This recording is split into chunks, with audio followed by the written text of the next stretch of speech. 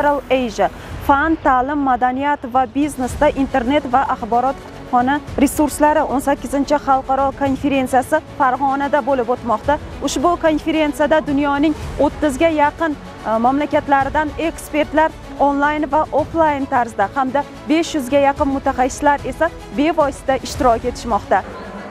O'zbekiston Respublikasi Prezidenti administratsiyasi huzuridagi Axborot va ommaviy kommunikatsiyalar agentligi Alisher Navoiy nomidagi O'zbekiston Milliy kutubxonasi, Farg'ona viloyati hokimligi Ahmad Farg'oniy nomidagi viloyat axborot kutubxona markazi hamkorligida tashkil etilgan ushbu xalqaro anjumanning tantanali ochilish marosimi Farg'ona davlat universitetining Ma'naviyat va ma'rifat markazida bo'lib o'tdi.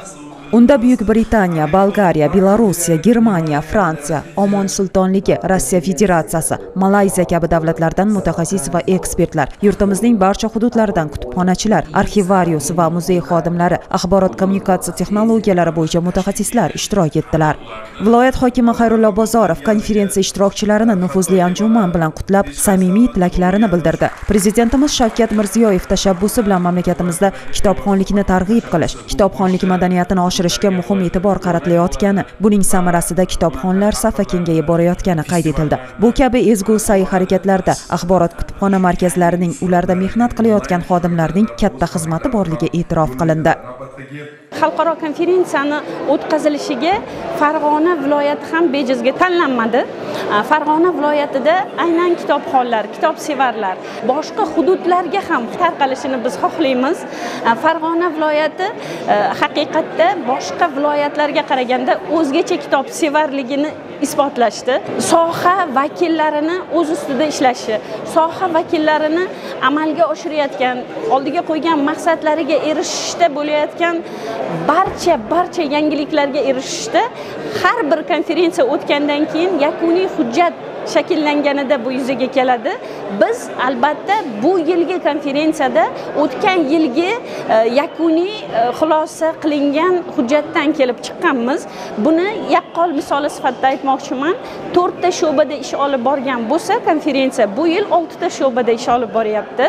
Bu yilgilarida aynan kitob va sun'iy idrok qo'shilgan. Biz respublikamiz, mamlakatimizda kutubxonachilar aynan sun'iy idrokni qabul qilishga, uni targ'ib qilishga, uni sohada o'zini yo'nalishida qo'llashga tayyormi, yo'qmi degan savol biz oldimizda paydo bo'ldi.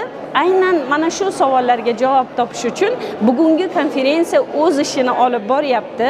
Ilm, madaniyat va tafakkurni Farg'onada jamlagan nufuzli anjumanning ochilish tadbiri davomida viloyat hokimi Xayrullo Bozorov kitobxonlik va axborot kutubxona sohasi rivoji yo'lidagi munosib hissasi va samarali xizmatlari uchun axborot kutubxona a'lochisi ko'krak nishoni bilan taqdirlandi. Bejizga emas, qisqa fursat ichida viloyatimiz shahar va tumanlaridagi axborot kutubxona markazlarining 4 tasi yangidan qurildi, 7 tasi mukammal ta'mirlandi. Ahmad Farg'oniy nomidagi viloyat axborot kutubxona markazi mukammal qayta ta'mirdan chiqarilib, foydalanishga topshirildi. Viloyat hokimi kitobxonlikni rivojlantirish muhim vazifa ekanligini ta'kidlab, 2025-yilni Farg'onada kitobxonlik yili bo'lishi tashabbusini ilgari surgan edi. Bugun bu tashabbus doirasida ko'plab tadbirlar amalga oshirib kelinmoqda. Konferensiyada ishtirok etayotgan xalqaro ekspertlar ham buni e'tirof etdilar. Фестиваль, который был у вас, фестиваль книг, мне очень понравилось. Вот такое праздничное. Xalqaro kitobxonlik festivali menga juda ham manzur bo'ldi. Bayramona kayfiyat hukmron. Kitobsevarlarning aksar qismi yoshlarni tashkil etishi meni quvontirdi. Konferensiyada esa men ilk bor ishtirok etyapman va bu men uchun katta ma'lumotlar va tajriba almashinuvi maktabi sifatida xizmat qilmoqda.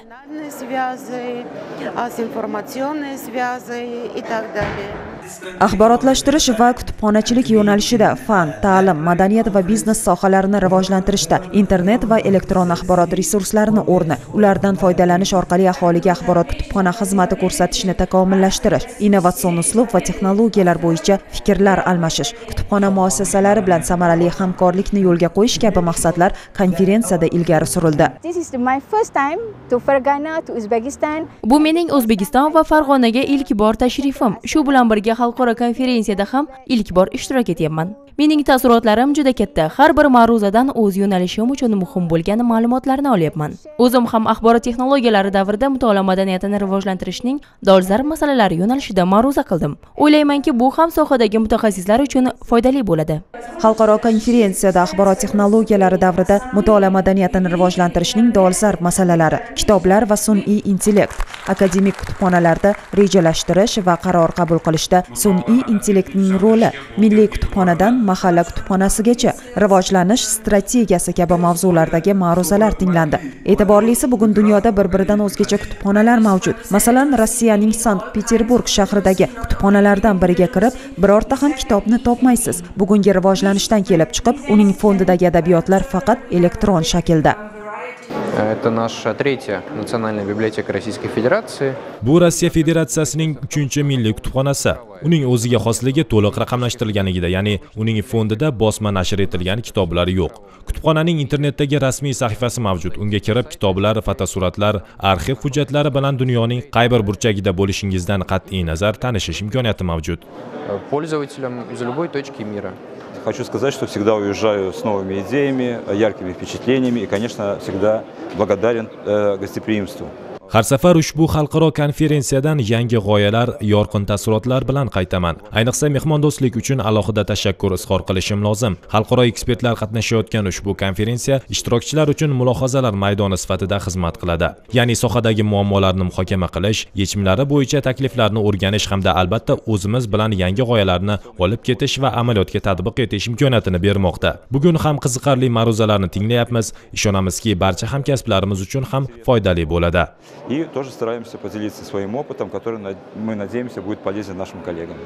Farg'onada Central Asia 2025 fan, ta'lim, madaniyat va biznesda internet va axborot kutubxona resurslari mavzusida 18-chi xalqaro konferensiyasi o'z ishini davom ettirmoqda. Bu oddiy anjuman emas, bu bilim va tafakkur qadrini bilganlar uchun muhim tarixiy voqeadir.